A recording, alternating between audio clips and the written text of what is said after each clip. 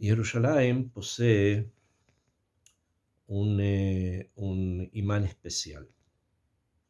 Existe dentro de la ciudad un monte conocido como el Monte del Templo, Harabait, sobre el cual estuvo construido el segundo templo que había sido ideado y construido por Herodes el Grande, sobre las ruinas de un primer templo que había sido construido por el rey Shlomo. Y este primer templo representa una forma de expresar y de contener los objetos de poder que estaban dentro del tabernáculo, que había acompañado a Israel 40 años en el desierto desde que salieron de Egipto hasta que entraron a la tierra de Israel, y que había servido también como lugar de recepción dentro de la tierra de Israel de estos objetos de poder antes que se construyera el templo, el Bet HaMikdash. La pregunta que debemos hacernos cuando estudiamos este tema y cuando nos centramos en el estudio más bien detallado de las partes del Mishkan o posteriormente del Mikdash, del templo, los objetos que había que traer para construirlos y las cantidades y los trabajos realizados y el arquitecto que lo hizo, o sea, el gran maestro que lo realizó. Antes de todo eso tenemos que hacer una pregunta, simple pero tal vez profunda. ¿Por qué el Mikdash? O sea, ¿por qué el tabernáculo que después fue templo? O sea, la pregunta hecha sobre el tabernáculo es la misma pregunta sobre el Mikdash, el primero y el segundo. Entonces nos queremos centrar en el Mishkan, en el tabernáculo, en el desierto. ¿Por qué? ¿Y para qué? Y en eso tenemos que entender que la pregunta surge del hecho que si Akadosh Baruj Hu melok kol haaretz kvodo, o sea, Akadosh Baruj Hu llena toda la tierra, se encuentra en todas partes, es omnisciente y omnipresente. ¿Por qué necesitamos reducir su presencia a un lugar especial? Si Él está en todas partes, ¿por qué el templo existe? Sería, entre comillas, una ofensa reducir la grandeza a un lugar pequeño, ¿okay? Pequeño con relación a la grandeza, por muy lujoso que este lugar sea, pero es como reducirlo a algo menor, es como reducir su gloria a algo pequeño. Y más aún si entendemos que este lugar se divide y subdivide y llega hasta un Arón, un arca sagrada, que no tiene más de 2 metros, frente a un universo en expansión. Ahora, responder esta pregunta es complejo. Sin embargo, aquellas cosas que son complejas normalmente son las más simples. Porque el Mishkan, el lugar sagrado, no es una necesidad del creador, porque el creador no necesita nada. ¿Bien? El creador no necesita de nada de este mundo. Lo creó con la finalidad de hacer gesed, de dar bondad, de hacer bondad. Los que necesitamos el espacio sagrado somos nosotros, porque nuestra relación con el creador del mundo es una relación que tiene niveles y que tiene adragá, o sea, que tiene graduación, que va gradual. Cuando somos más jóvenes pensamos nuestra relación con Hashem de una forma y va cambiando con el tiempo. Así como hay tiempos en la vida de un ser humano que son distintos unos de otros, también a nivel sagrado hay tiempos que son sagrados y tiempos que son profanos, como los días de la semana con respecto a Shabbat, Shabbat con respecto a Yom Kippur, etc. Y además de eso existen espacios que son sagrados, como el que estamos estudiando, que la construcción de un tabernáculo en el desierto manifestaba la fijación de un espacio sagrado.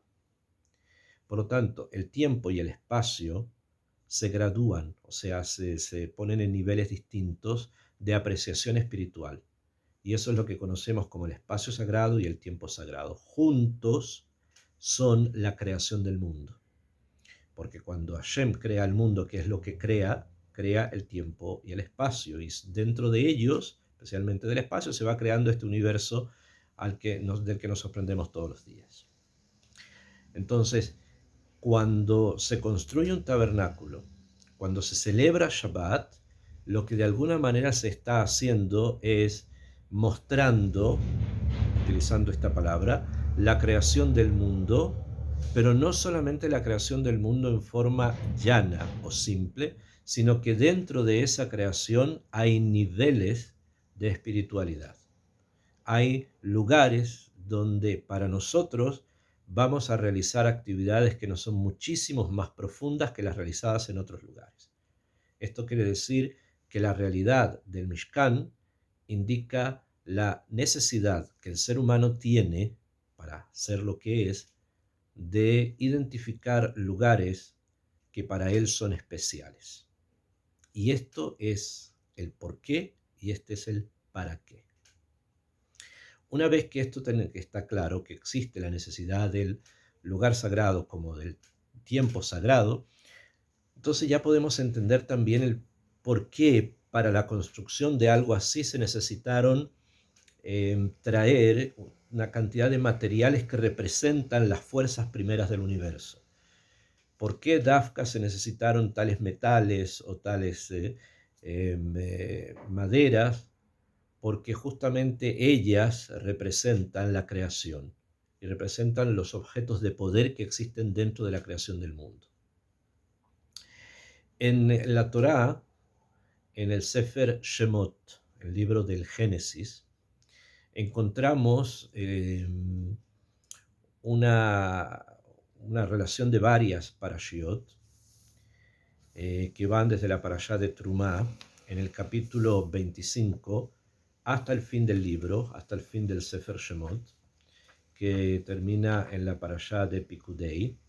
Encontramos varias parashiot, o sea, formas en que se han dividido seccionalmente la Torá para la lectura ritual de los Shabbat, en la mañana, otra vez, lectura ritual, tiempo sagrado, etc.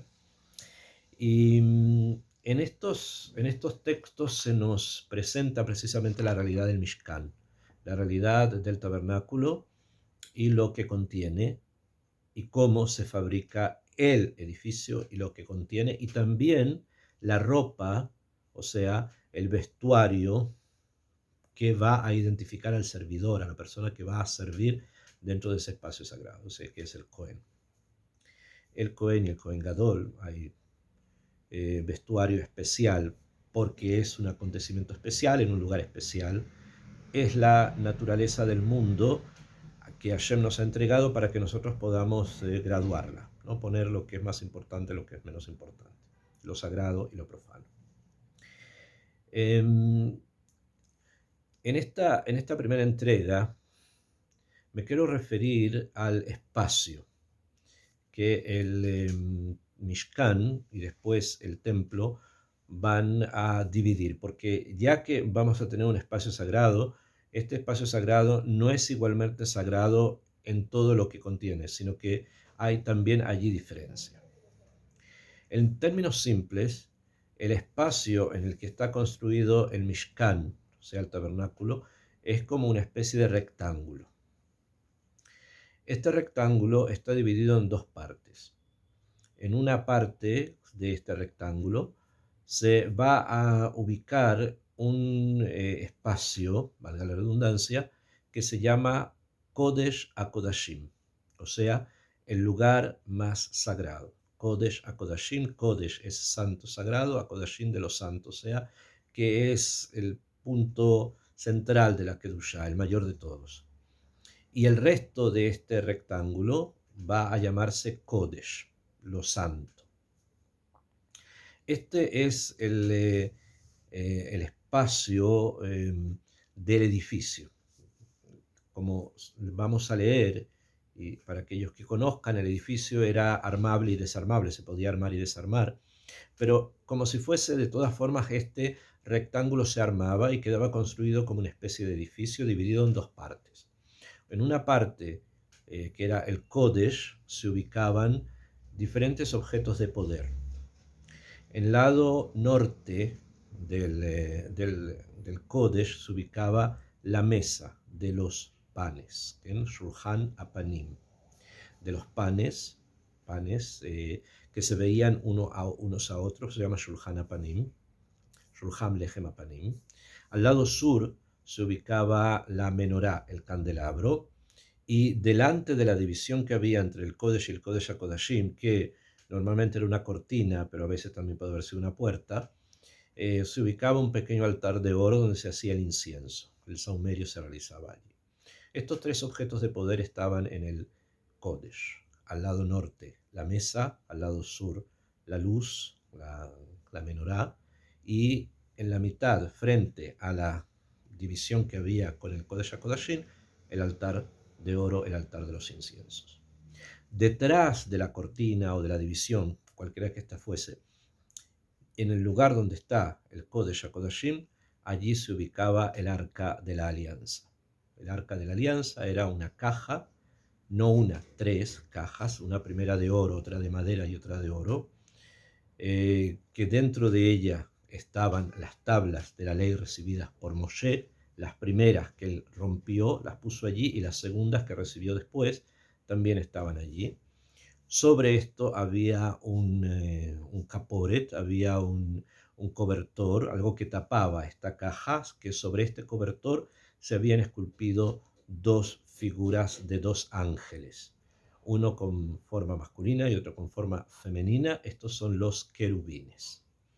Además, esta caja tenía dos asas, dos palos largos que se tomaban para poderla cargar. La fabricación del arca está descrita en la Torá, en la parashá de Trumá, y se utilizó madera de acacia revestida con oro. Y en los otros objetos de poder, como la mesa, también madera de acacia revestida con oro. En el caso de la menorá era solamente oro, y el altar de oro es también madera revestida con oro. Esto es el rectángulo que se considera el lugar sagrado por excelencia, dividido en el sagrado y dividido en el sagrado de lo sagrado. Rodeando a este rectángulo había un rectángulo mayor, que dividido, o sea, separado con cortinas del resto del mundo, que era el Hatzer, el patio. En este patio, frente a la entrada al rectángulo, frente a la entrada al Mishkan, se ubicaba el altar mayor, el altar más grande, que en este se realizaban los sacrificios de los animales. Era un altar que había que subir a él por una rampa, y en la mitad de este altar se quemaban los animales que se degollaban para los diferentes korbanot, según como está escrito en la Torá, en el próximo libro que vamos a estudiar, que se llama el Sefer Vaikra. Esto en forma simple. Este segundo rectángulo mayor, que era el patio, se dividía, como dije, del mundo por cortinas, y había una entrada sostenidas por columnas, etcétera, etcétera. Lo que está descrito, como normalmente conocemos. Esta división representa algo, es mashmauti, obviamente sí. Acabamos de explicar en un principio que la realidad del espacio sagrado y del tiempo sagrado son el factor humano dentro de la creación del mundo. Nosotros necesitamos, como seres humanos, que la creación en la cual hemos llegado tenga nuestro sello, o sea, que podamos entender un lugar diferente al otro. Entonces también esta división es una división importante, mashmauti, para la comprensión nuestra de nosotros mismos dentro de la naturaleza. Por lo tanto, el lugar más sagrado, que se conoce como Kodesh HaKodashim, representa el cerebro humano. En la Yahadut, en la Torá, cada uno de los objetos de los que nosotros estamos hablando tiene una simbología profunda y una forma muy, pero muy extensa también de poderlo entender. Cuanto más extenso lo entendamos, más profundidad también vamos a tener, aunque parezca paradójico, pero es así. Entonces, el Kodesh HaKodashim, el lugar donde se encontraba el Aarón, el arca sagrada, representa el cerebro humano. o la cabeza del cerebro humano. Y por lo tanto representa el núcleo principal de toda nuestra actividad humana, intelectual y biológica y fisiológica, y todo lo que sale del cerebro estaba presente allí en el Mishkan, en el Kodesh HaKodashim. El lado que se llama Kodesh, o sea, donde se encontraban los objetos de poder, la mesa, la menorá y el altar de los inciensos, representa el resto de nuestro cuerpo. Y cada uno de estos tres objetos de poder representan tres de las acciones humanas que nos permiten precisamente vivir dentro de la creación. La menorá indica todo aquello en lo cual nosotros desarrollamos nuestras potencialidades o nuestro cerebro. O sea, cuando una persona, por ejemplo, construye un edificio, un arquitecto lo construye, o cuando una persona escribe un libro, o cuando una persona hace una pintura, etc., está utilizando fuerzas que vienen del cerebro, pero que se van a desplegar a través de su actividad del resto del cuerpo. Usa las manos, a los pies, etc., la boca, para cantar, para hablar, etc. Eso es la representación de la menorá. El candelabro representa las actividades humanas, representa la forma en que el ser humano realiza aquello que está en su mente. La mente, obviamente, como dijimos, es el Kodesh HaKodashim, y lo representa el arca sagrada con las tablas de la ley, las quebradas y las nuevas. La mesa con los panes representa todas las actividades que son físicas del ser humano, o sea, el metabolismo, dentro de esto los diferentes marajot, sistemas que existen dentro del cuerpo, la reproducción, obviamente. Todo esto está representado por la mesa.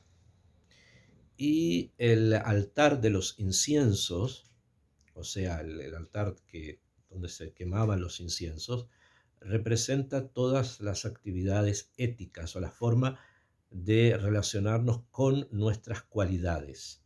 O sea, la forma de relacionarnos con el kaas, el enojo, la bondad, la benevolencia, la ayuda a los demás, todo lo que tiene que ver con ética, moral, con cualidades, está representado por el altar de los inciensos, que son los buenos olores de la persona, son sus cualidades, ¿no? Y finalmente, dijimos el patio, donde está el altar de los korbanot, o sea, de los sacrificios mayores, donde se quemaban allí, es la representación de nuestra relación con la naturaleza, con todo lo que nos rodea, ya sea otras personas o ya sea situaciones naturales, como pueden ser construir ciudades, luchar por la independencia de países, hacer grandes negocios, o todo lo que es la relación del ser humano con el mundo que lo rodea, está representado por los korbanot que se traían en el altar mayor que estaba afuera en el patio. Esta simbología, que al parecer nos puede parecer, para la redundancia, bastante simple, pero es muy profunda, porque precisamente es eso lo que la Torá nos quiere enseñar, que dentro del mundo el ser humano está él está dentro del mundo, y por lo tanto para él es importante el espacio y el tiempo, y este lugar, que es el Mishkan, representa al ser humano dentro del tiempo, y dentro de un tiempo y de un espacio en el cual hay conexión con el creador del tiempo y del espacio.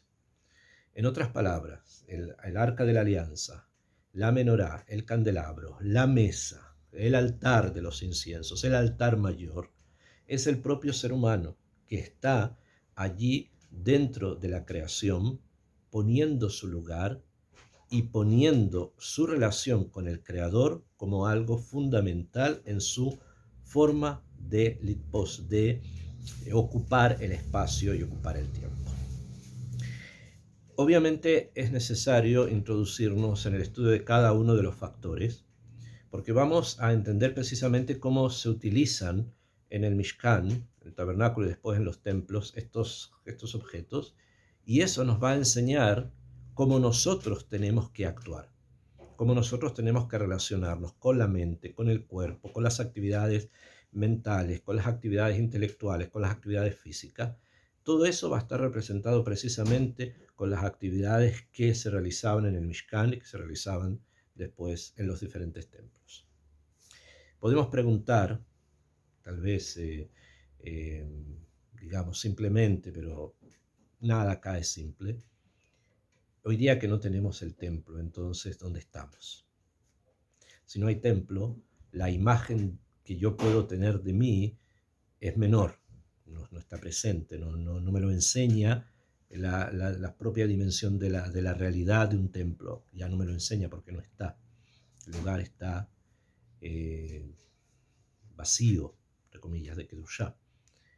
Entonces, ¿quién me lo enseña? Solamente tenemos la posibilidad del estudio, por hoy, de poder ingresar en estos conceptos y de esa manera tratar de conocernos. Bezrat Hashem, que podamos nuevamente tener esa realidad presente y no solamente que sea algo abstracto, sino que sea algo mucho más concreto. Porque una vez que podamos visualizar la realidad del Bet HaMikdash en forma concreta, vamos también a visualizar nuestra propia existencia de manera concreta, lo que somos, cómo somos y a dónde debemos llegar.